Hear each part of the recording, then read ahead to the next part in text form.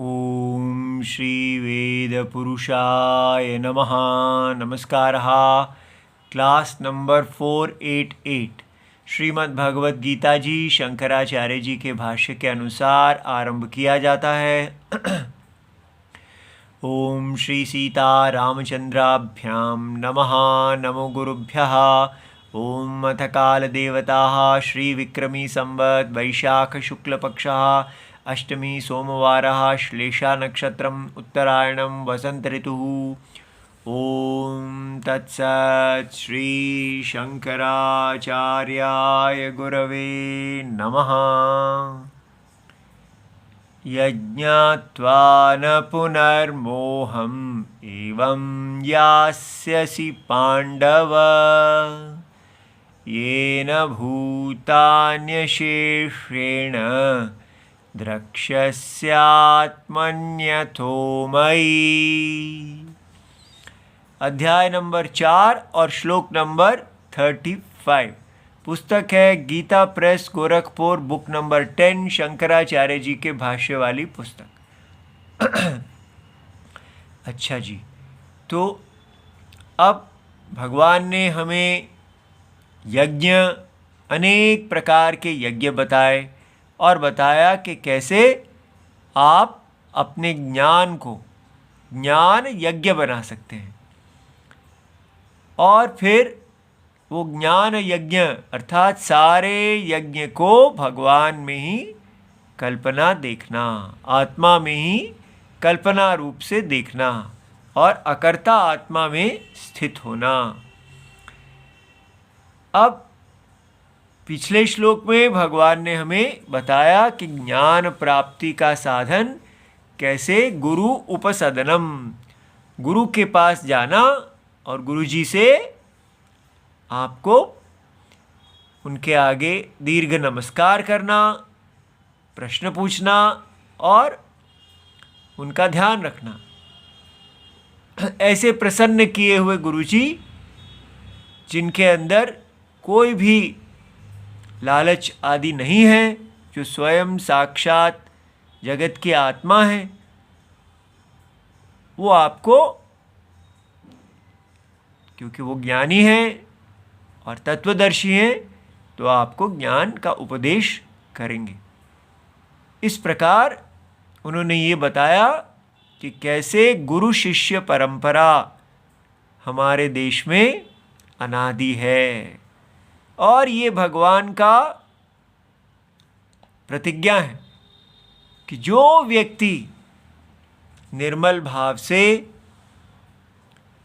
किसी भी काल में, ये नहीं कि कलयुग आ गया है इत्यादि, क्या कहीं कोई गुरु नहीं है, कुछ नहीं है, जहाँ पर भी जो व्यक्ति धर्म का पालन करता है, यज्ञ के में वो भगवान की शरण लेता है और भगवान से गुरु जी के रूप में कृपा करो गुरुदेव की नाई, हे भगवान आप मुझे गुरुदेव के रूप में उपलब्ध हों, तो उनको उपदेश करने वाले गुरुजी मिलते हैं। तो ये गुरुजी की मार्केटिंग नहीं हो रही है, ऐसे मार्केटिंग भी होती है, लेकिन जो सच्चा भगवान से सत्य से प्रेम करने वाला है उसकी भगवान रक्षा करते हैं, ये मार्केटिंग नहीं है।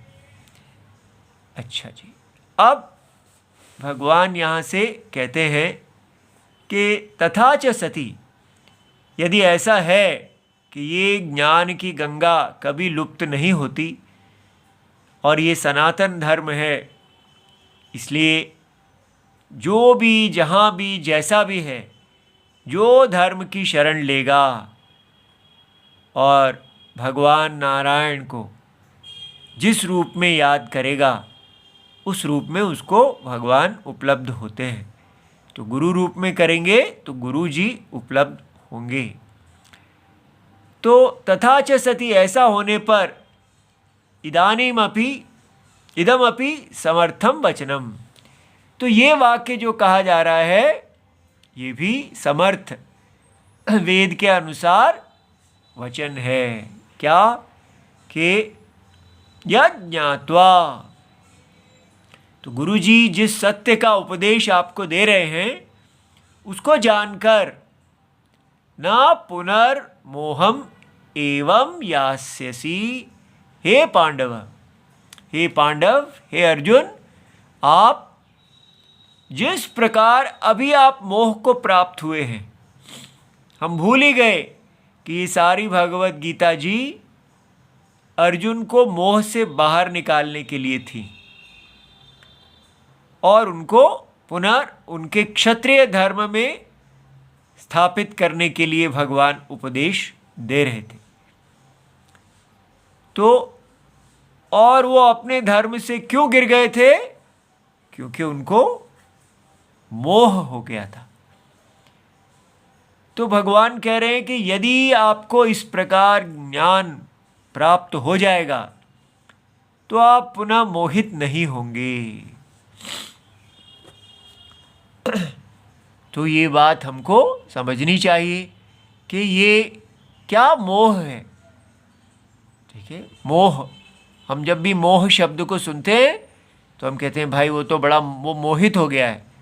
मोहित जैसे आपके सामने कोई स्त्री आ जाती है तो आप उसी के पीछे चल पड़े, अपने धर्म को भूल जाएं, तो हम कहते हैं ये तो मोहित है। ठीक है, और इसलिए मोह का मतलब टेम्पटेशन।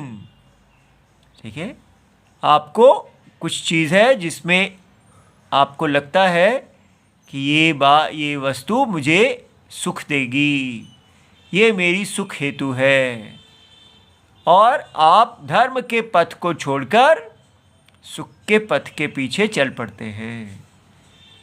तो संसार में दो पथ हैं, एक धर्म का पथ है जो कल्याण का पथ है, और दूसरा जब व्यक्ति उस कल्याण पथ को मोह के कारण छोड़ देता है, उसे लगता है नहीं ये जो सुख प्राप्ति मुझे मिल रही है यही कल्याण है, इसलिए दूसरा पथ होता है मोह का पथ।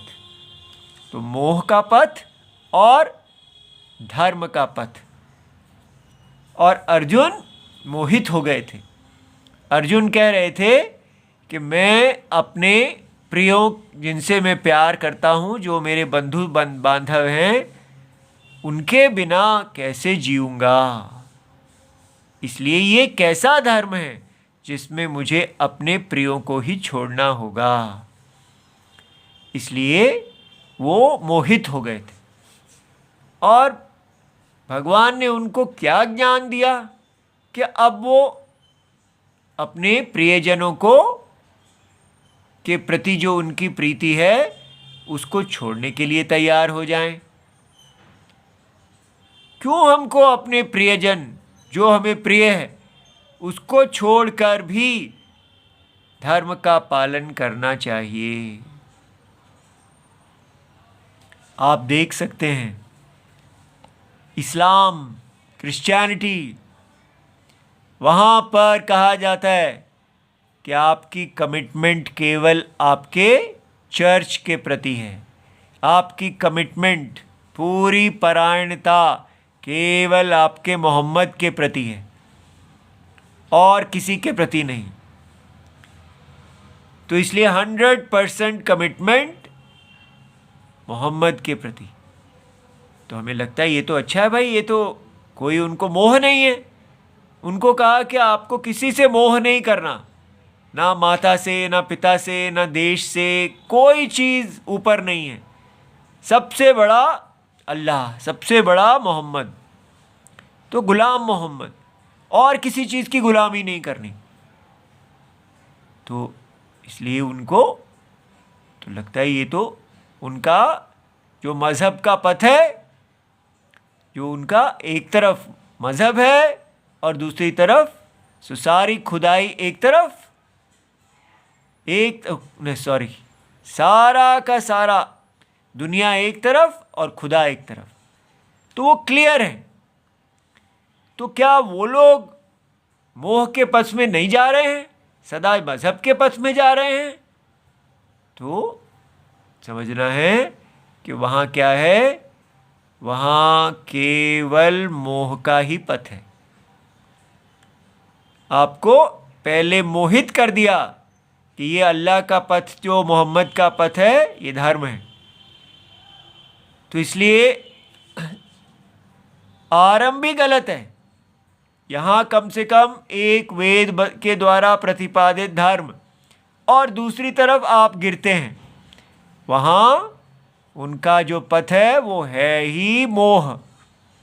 आपको मोहित कर दिया कि आप अगर अल्लाह मोहम्मद के पथ पे चलते हैं तो आपको सुख मिलेगा। तो इसलिए पहले ही आप वेद पथ से कट गए। ठीक है, ये आपको समझ में आ रहा है कि इसलिए उनकी कमिटमेंट, सिंगल कमिटमेंट पे मोहित नहीं होना। वो लोग पहले ही वेद पथ से कटे हुए हैं, और उनको कहा गया है आप ईसाई हैं या मुसलमान हैं, अपनी वृद्धि करो, अपने ग्रुप को बढ़ाओ और जन्नत को पाओ। तो पहले ही गलत मार्ग पे डाल दिया। तो हिंदुओं को क्या उपदेश मिलता है? क्या यहाँ पर राम के पथ पे चलो ऐसा उपदेश मिलता है? नहीं। यहाँ क्या उपदेश मिलता है? ऊंचा पद, ऊंचा पैसा कमाओ और आप सुख को पाओ, यही जीवन का कल्याण है। इसलिए आजकल ऐसा दिखाते हैं कि आईआईटी से निकले हुए हिंदू क्या कर रहे हैं, वो सुंदर पिचाई बने हैं और इस प्रकार के विदेश में जाके पूरे बड़ी बड़ी कंपनियों के हेड बने हैं। और मुसलमान क्या बने हैं? वो बड़े बड़े टेररिस्ट बने हैं। लेकिन देखा जाए तो उन दोनों में से कोई भी राम जी के पथ पे नहीं चल रहा। एक पैसे के पीछे चल पड़ा और दूसरा मोहम्मद के पीछे चल पड़ा। मोहम्मद के पथ पे उसको जन्नत दिख रही है। एक अमेरिका में जन्नत ढूंढ रहा है और दूसरा अन्य दुनिया में जन्नत ढूंढ रहा है। दोनों ही मोहित हैं। ठीक है, इसलिए यज्ञात्वा न पुनर्मोहम एवं यास्यसि। ऐसा नहीं समझना कि मुसलमान ईसाई मोहित हैं लेकिन हिंदू मोहित नहीं है। हिंदू केवल इस जीवन में ही डेवलप्ड विकसित राष्ट्र, पैसे में ही मोहित है। तो फिर कैसे इस मोह से बाहर निकला जाए? भगवान ने अर्जुन को ये नहीं बताया कि आप विकसित राष्ट्र बना लेंगे तो आपका सब काम हो जाएगा। भगवान ने उनको क्या बताया? ये देखिए, ये न भूतानि अशेषेण द्रक्ष्यसि आत्मनि। ये ज्ञान आपके मोह को कैसे दूर कर देगा?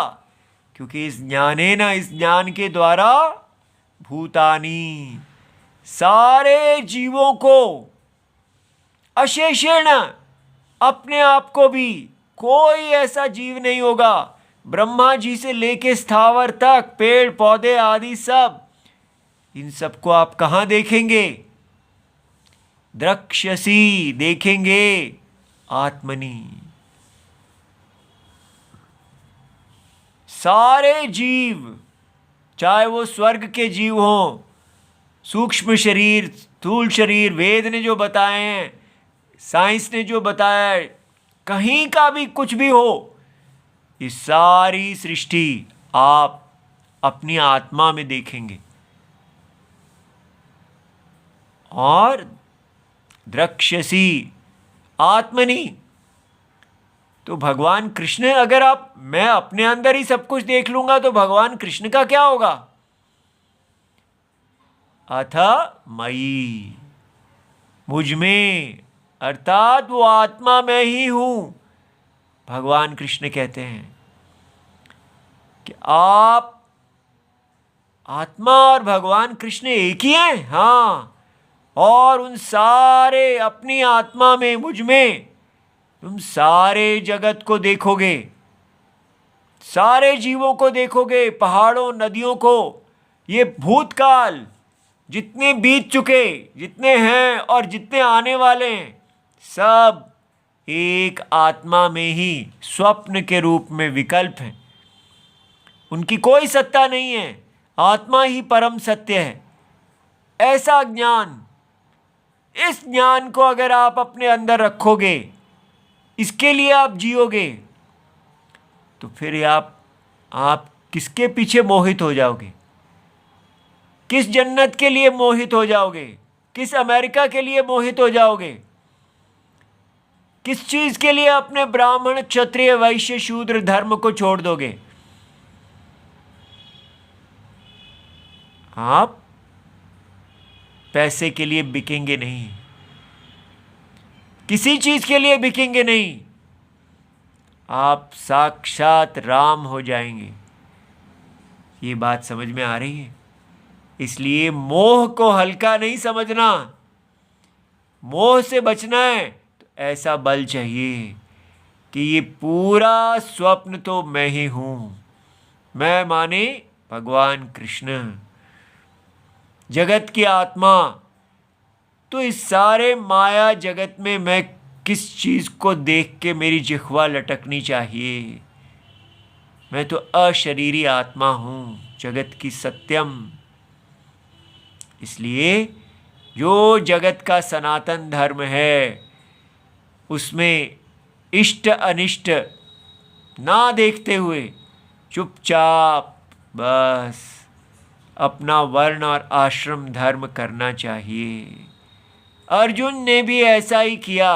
जो उनका वर्ण आश्रम धर्म था, क्षत्रिय, उन्होंने वो किया इस ज्ञान को सुनने के बाद। इसलिए ये होती है मोह से बाहर निकलने की अवस्था, जब व्यक्ति अपने स्वधर्म को पकड़ता है। इसलिए हम हिंदू अभी अर्जुन बनने से बहुत दूर हैं। अभी तो हम इसी की पीठ ठोक रहे हैं कि हम अमेरिका रूप जन्नत के लिए पागल हो रहे हैं। ये बहुत अच्छी बात है, हिंदू लोग भारत को भी अमेरिका बनाना चाहते हैं। ये कितना अच्छा गोल है। लेकिन ब्राह्मण, क्षत्रिय, वैश्य, शूद्र के जो स्वधर्म हैं वो हमें अच्छे नहीं लगते। ठीक है, इसलिए ना अच्छे लगे, लेकिन सत्य तो सत्य ही रहेगा ना। ठीक है, अब इसके भाष्य को देखते हैं। तो यज्ञात्वा माने यज्ञानम तैहि उपदिष्टम, उन आचार्यों के पास जिनके पास आप गए, जो साक्षात भगवान के रूप के हैं, उन्होंने जो गुरु शिष्य परंपरा की तपस्या से प्राप्त किया है, उस ज्ञान को उनके द्वारा आपको उपदेश किया गया और अधिगम्य आपने उसको समझा, प्राप्त किया। तो पुनः तो ज्ञान का उद्देश्य क्या है? कि वो आपके अज्ञान की स्थिति में जो मोह होता है, याद रहे मोह अज्ञान कारणम है। अज्ञानी व्यक्ति वो होता है जो अपने आप को शरीर देखता है, और शरीर देखने के कारण वो कहता है कि मेरा शरीर इस जन्नत से, इस हेवन से, इस स्वर्ग से ये तृप्त हो जाएगा। ये जो मेरे दृश्य देख रहा हूँ ये मुझे तृप्त करेगा। इस प्रकार व्यक्ति विषयों के भोग में, प्रिय अप्रिय में, वो वेद के द्वारा दिए गए उपदेश को भूल जाता है, मोहित हो जाता है। हमें तो वेद का उपदेश मिला ही नहीं है। हम बचपन से ही मोहित घूम रहे हैं हिंदू लोग। ठीक है, इसलिए लेकिन अंतर आत्मा हमारे पास है। भगवान अंतर आत्मा हमें सदा उपदेश कर रही है। इसलिए चाहे हमें बचपन से ही बस आप पैसा कमाओ में डाल दिया गया है, कोई शास्त्र नहीं पढ़ाया गया, पर फिर भी अंतरात्मा सबके पास है। अंतरात्मा सदा कहती है नहीं, ये पथ धर्म का पथ नहीं है। लेकिन हम क्यों नहीं सुनते? क्योंकि हम मोहित होते हैं। ये जो मोह है कि आप देह नहीं हैं, देह की आत्मा है, देह की आत्मा जो कह रही है वो धर्म है, वो कल्याण पथ है। भूयः, वो मोह जो है, एवं इस प्रकार, यथा इदानीं मोहम गतः असि, जैसे अभी आप मोह को प्राप्त हैं, पुनः एवं न यास्यसि, दोबारा आप इस प्रकार मोहित नहीं होंगे हे पांडव। इसलिए अगर हम भगवत गीता को मानते हैं कि ये भगवत गीता हमारे लिए काम करे, तो हमें भी ऐसा ही होना चाहिए कि इसको पढ़ने के बाद, इसको जानने के बाद हमें मोह का पथ छोड़ना चाहिए और धर्म के पथ पे आना चाहिए। लेकिन ऐसा कुछ होता ही नहीं। हम सिर्फ यही कर लेते हैं कि अब भगवत गीता पढ़ लिया तो मैं अब ज्ञानी हो गया, अब मैं अपने वही जो काम कर रहा था, पैसे के पीछे भाग रहा था, उसी को मैं कहने लगता हूं नहीं नहीं, मैं पैसे के पीछे नहीं भाग रहा हूं, मैं तो देश सेवा कर रहा हूं। बस अपने अंदर एक हम बना लेते हैं कि ये धर्मी है और रहते वैसे ही है। तो हर व्यक्ति अपने आप में आंसरेबल है, अकाउंटेबल है। उसको स्वयं देखना है कि वो कौन से पथ पे चल रहा है। अच्छा जी, तो किम च ये न ज्ञानेन भूतानि, तो और क्या, जिस ज्ञान के द्वारा भूतानि अशेषेण ब्रह्म आदिनी, तो सबसे पहले सूक्ष्म शरीर जगत की आत्मा को धारण ने ब्रह्मा जी का शरीर धारण किया। तो प्रथम तो ब्रह्मा जी सूक्ष्म शरीरधारी हैं, सारे देवता उनके शरीर के अंदर हैं। ये इंद्रियां, मन, बुद्धि इत्यादि सब, और उसी में से विराट शरीर की उत्पत्ति होती है और उस विराट शरीर के अंदर हम हैं। इस प्रकार ये जागृत शरीर विराट, इसके अंदर हम सब हैं और इस सारे शरीर को पहनने वाले ब्रह्मा जी सूक्ष्म शरीर हैं, स्वप्न शरीर हैं, और उसको पहनने वाले मायावी भगवान नारायण हैं। इस प्रकार 3 शरीर हैं। तो ये जो स्तंभ पर्यंतानी, एक पेड़ है उसको स्तंभ कहते हैं, और ब्रह्मा जी हैं जो पूरे जगत की सूक्ष्म शरीर है। इस प्रकार सारे जीव द्रक्ष्यसि, देखोगे तुम, साक्षात। साक्षात का मतलब होता है इमीडिएट। आपके पास कोई माइक्रोस्कोप नहीं होगी, कोई टेलीस्कोप नहीं होगी, ना ही आप अपनी चक्षुओं से, आंखों से देखोगे, वो भी साक्षात नहीं है। तो फिर क्या चीज़ है साक्षात? ना आइज ना एडेड आइज, साक्षात है, साक्षात माने आत्मनि, आत्मा स्वयं प्रकाश रूप है। आत्मा अपने आप को स्वयं जानता है, बिना किसी आंखों के, बिना किसी इंद्रियों के, बिना किसी मन के।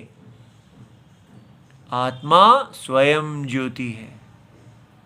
सो आत्मा अपरोक्षात, पर अपरोक्ष है, इमीडिएट। आप अपने अंदर ही, माने प्रत्यग आत्मनि, इनर मोस्ट सेल्फ, ना देह और ना इंद्रियां, ना मन, ना बुद्धि, ना अव्यक्त, जहाँ ये सब अव्यक्त हो जाते हैं, उन सब का साक्षी सर्वात्मा। उस सर्वात्मा में आप क्या देखोगे कि मत संस्थानी इमानी भूतानी, कि ये सारा जगत मेरे में स्थित है। सारे जीव देवता जिनकी मेरी को इच्छा है कि काश मैं ब्रह्मा जी बन जाऊं, काश मैं सूर्य नारायण बन जाऊं, इतना ऊंचा हो जाऊं, ठीक है। लेकिन जो ज्ञानी है वो देखता है कि ये सब इतने बड़े बड़े लोग, इतने बड़े ऋषि मुनि, सब पूरा वेद, स्वप्न के अंदर जो कुछ है, पूरा विराट स्वप्न, सब वो आत्मा के अंदर माया, अविद्या कार्य, विकल्प के रूप में देखता है। इति, तो इसको कहते हैं क्षेत्रज्ञ। इस सारे क्षेत्र को जानने वाला क्षेत्रज्ञ, ठीक है। क्षेत्र क्या है? ये शरीर। तो शरीर के अंदर इंद्रियां, मन, बुद्धि और केवल व्यष्टि शरीर ही नहीं, समष्टि, सारे होल शरीर और पार्ट शरीर दोनों को धारण करने वाला आत्मा, उसी के अंदर ये पूरा शरीर है। तो मत संस्थानी इमानी भूतानी, ये सब जीव मेरे अंदर हैं। अथ अपि मयि वासुदेवे परमेश्वरे। तो ये बड़ी अजीब बात देखी जाएगी कि आप जब अपने अंदर देखेंगे तो आत्मा में ही सारा जगत दिखेगा, और जब भगवान जगत कारणम, आत्मा ही जगत कारणम है, और जब हम पूरे जगत की आत्मा को देखते हैं तो नारायण है। ये बात समझ में आती है? नारायण कौन है? पूरे जगत की आत्मा। और अपने अंदर, शरीर के अंदर जो क्षेत्रज्ञ हैं, उसमें ही सारा जगत दिखता है। तो इस प्रकार जो हर शरीर में आत्मा है, वो ही इस सारे जगत के वासुदेव, वास देने वाले परमेश्वर हैं, ठीक है। च इमानी इति, इस प्रकार इसको भगवान कहते हैं क्षेत्रज्ञ ईश्वर ऐक्यम, कि क्षेत्रज्ञ आत्मा, क्षेत्र को जानने वाला आत्मा और पूरे जगत का आत्मा एक है। अर्थात जीव ईश्वर भेद केवल अज्ञान में है, वास्तव में कोई जीव ईश्वर भेद नहीं है। ऐसा सर्व उपनिषद प्रसिद्धम, सारे उपनिषदों में ये प्रसिद्ध है। द्रक्ष्यसि इत्यर्थः। तो ये देख, इससे ये समझ में आता है कि ये केन उपनिषद, ईशो उपनिषद जो है, ईशावास्यम इदम सर्वम, उसी में से ये यस्मिन् सर्वाणि, ठीक है, भूतानि आत्मैव अभूत, जिसके लिए ये सारे जीव आत्मा ही हो गए हैं। विजानतः, जो इस प्रकार जानता है, तत्र को मोह, कहा शोकः, उसको क्या मोह है और कौन क्या शोक है। एकत्वम अनुपश्यतः, ऐसा ये वाक्य जो भगवान ने अभी लिया है, ये उपनिषद वाक्य ही है, ठीक है। इसलिए हमें समझना चाहिए कि भगवत गीता हमारे शोक और मोह से हमें निकाल के सनातन धर्म में लगा रही हैं, ना कि शोक और मोह से निकाल के हमको बिजनेस मार्केट में लगा रही हैं। ठीक है, इसलिए बिजनेस अपने लिए पृथ्वी के ऊपर एक जन्नत बनाने के लिए हमें भगवत गीता नहीं पढ़ाई जा रही है। वैदिक धर्म की रक्षा के लिए हमें भगवत गीता पढ़ाई जा रही है। और वैदिक धर्म क्यों रक्षा करवाया जा रहा है हमसे? ताकि हम मोक्ष को प्राप्त हों। इसलिए, नहीं तो ये तो ज्ञान से ही मोक्ष आ गया, धर्म की क्या आवश्यकता है? यही सबसे बड़ा फ्लॉ है। ये ज्ञान हमको मोह से निकालेगा और धर्म में डालेगा, जैसे अर्जुन के साथ हुआ।